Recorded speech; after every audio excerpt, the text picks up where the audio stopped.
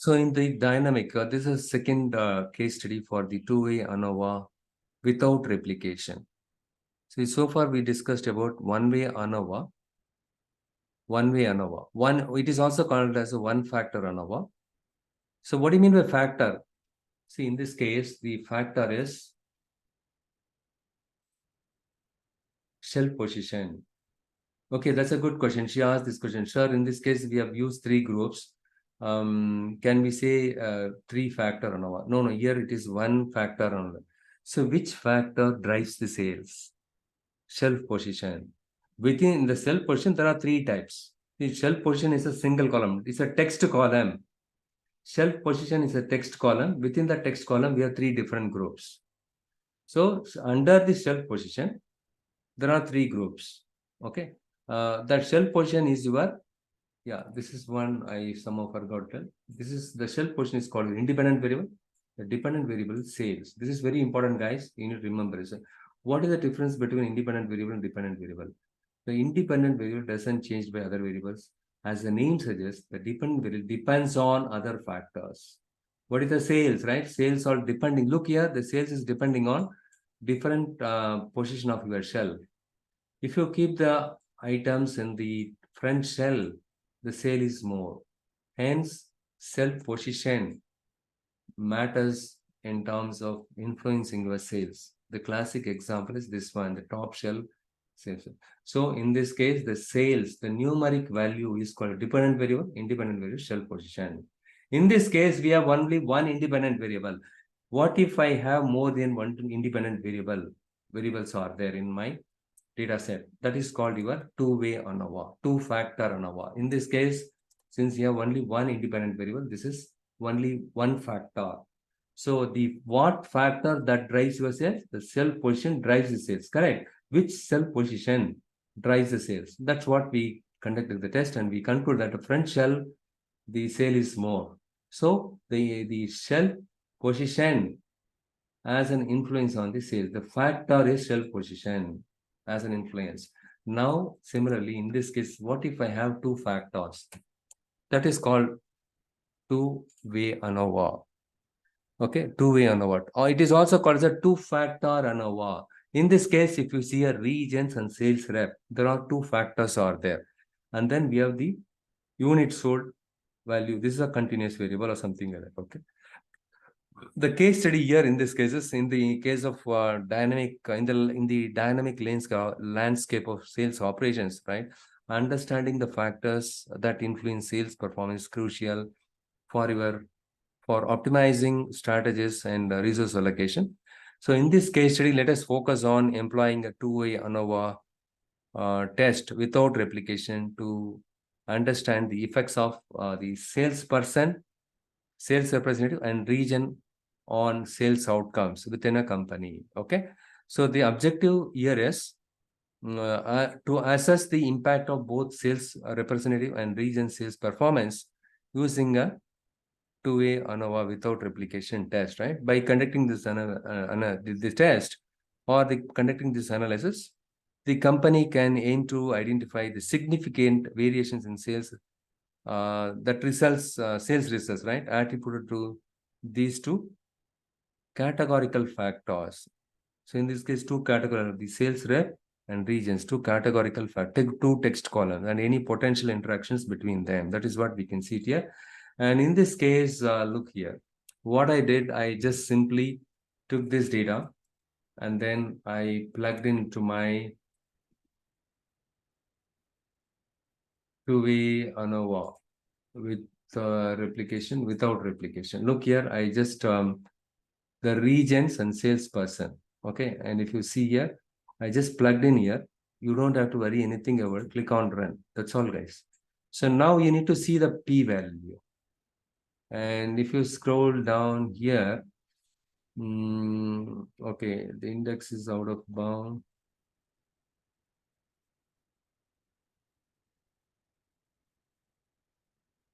Print HSD results.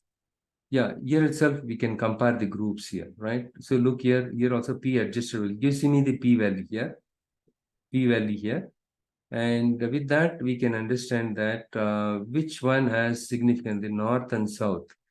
And if you look at the Excel sheet here, the north and south, right? So that is the one has significant difference, influence on the difference, right? This is minus 8.5. And if you see the p-values, the south and southeast, south and southeast, south and southeast, right? You are rejecting the null hypothesis. That means while comparing these two groups, the p-value is less than alpha. Hence, we are rejecting the null hypothesis. And then we conclude that in both the south region and southeast region, the difference was statistically different, right? The unit sold was statistically different. Year 2 only they sold, but year 24, 4 and 24. That is what it tells us, the south and southeast. And next one, 0, north and southeast. If you see the north and southeast, also, right, 18 and 14, 18 and 16, there is a difference here. The p-value is less than alpha, right? Here also it is rejecting alpha. They is statistically different. And the rest of them, yeah, the east and south also, look here. This is your east and south. Obviously, it is more. When you compare the south with other groups, right? Importantly, east and southeast, the sales generated by the rep were less. The difference is less here. So with a single test, Tukey HST test, we can compare multiple group. And let me do one thing here. Look here in this case. This is the first one. The first one, when you execute this here, 1 second, north and southeast, if you execute this one, the p-value says not this one, sorry, this is the one. If you execute this one,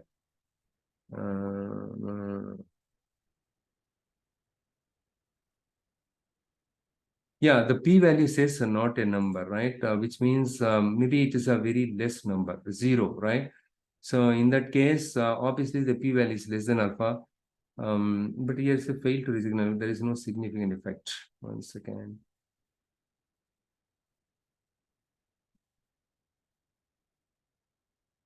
Anova results values. South, north, east, west, right? So here melted and F1 way.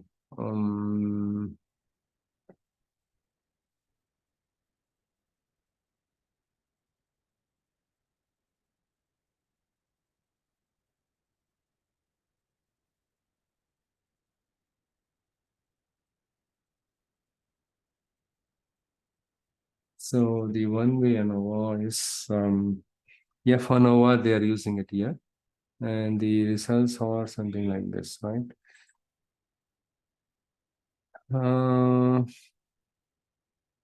In this case, ideally, we should have used a different technique. So in this case, ANOVA underscore LM. There is something wrong here in this one. And okay, better what we'll do is we'll go by this one. See, for example, in the case of Excel itself, Excel is pretty simple. If you click on the home ribbon here, data ribbon, right? You will find something called data analysis. So this one, you will get it when you will get that one. So I just click on the data here. You will find something called data analysis. Can you see the data analysis here? I'll just, it is getting disappeared when I click on this one. Look here in the data, you'll find data analysis. Okay, how this one gets enabled? That is because you need to go to the file. Once you open your Excel file, click on the file menu and go to the options. And in this case, you will find something called add-ins. Click on the add-ins. See, in my case, it is analyst tool pack. You select it and then go down, click on OK. Okay. Click on go. Okay, not OK. Look here, I'll just show you one more time. And go to add-ins and then analyst tool pack and then click on go. When you do this, analyst tool pack, click on OK. In my case, it's already installed.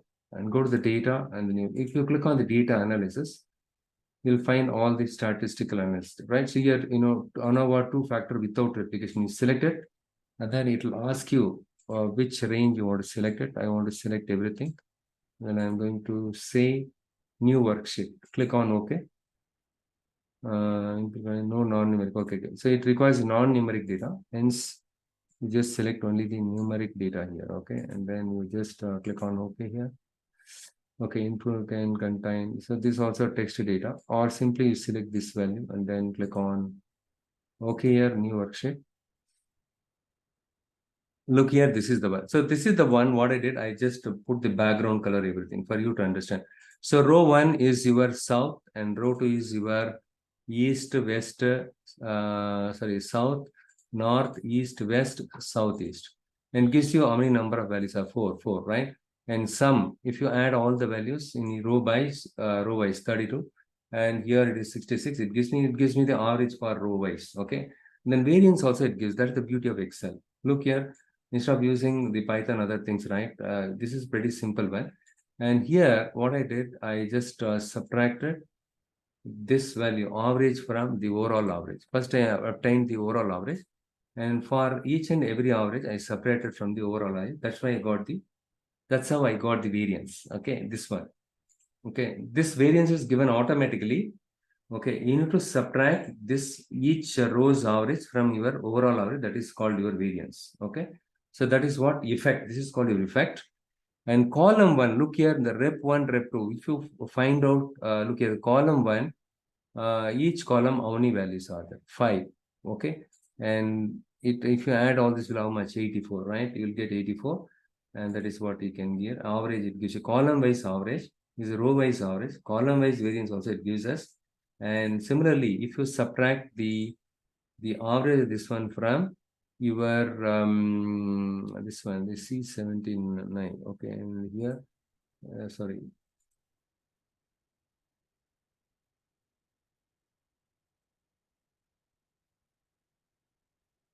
You need to subtract it from the column average. Okay. Oh, no. So if you subtract it here, how much you'll get? Your 16 point, the same value you are getting it, right? Okay. And in this case, overall average. And let me do one thing here. I just go and check. No, it is not there. Okay. Yeah. Here I can find out this one and this one. And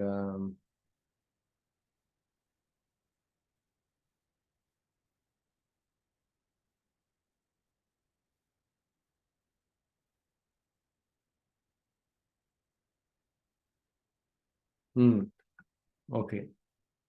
So this is column wise. You understood, right? Here, what we need to do is you need to find out the average of this one. Okay. You need to subtract this average from this average. For example, here, average of this value, 16.8. Okay. And that is what we are getting it, called average. Yeah, this average, you need to subtract it from this one. This one, variance. In this case, C11, right? Yeah, C11. Minus 2.65. The same way you need to do it for the rest.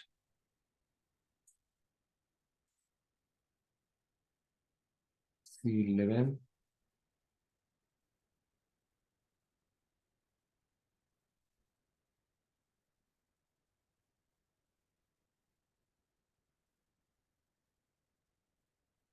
So these are called your effect. Okay, I just save it here. Let's not worry about the effect also now. Very simple one. It gives us the p-value, f statistic value, f critical value. If this f statistic value is greater than the f critical value, obviously, right? And this f critical value is obviously greater than the f critical value. Hence, this, the rows and columns are falling in the rejection region area. So in this case, there are two hypothesis tests. One is the region has no influence on the sales. That is your null hypothesis. And that is one null hypothesis. And another null hypothesis, salesperson have no influence on the sales. In this case, since the F critical value is greater than F statistic value is greater than the F critical value in both the region and the salesperson case, In both the case, the null hypothesis, we are rejecting it. And we are going to conclude that the region has an influence on the sales and the salesperson also has an influence on the sales. Or just look at the p-value, that's all. P-value is less than alpha, right? In both the cases, the p-value is less than alpha, but the p-value here, it helps us to very much understand. It helps us to understand in a very clear manner, but compared to the salesperson, the region has an influence on the sales, okay? Statistically highly highly statistically significant. Which one? This value, because this p-value is much lesser, guys. E minus 0.5, right? That means you need to prefix 4 zeros before that. 0.0006098111. Got it? That is how. So hence we are rejecting the null. We are going to conclude that both the region as well as salesperson has an influence on the sales. But compared to the salesperson, the region has a higher influence on the sales. This is what we are going to interpret from this one. Anyhow, I will just check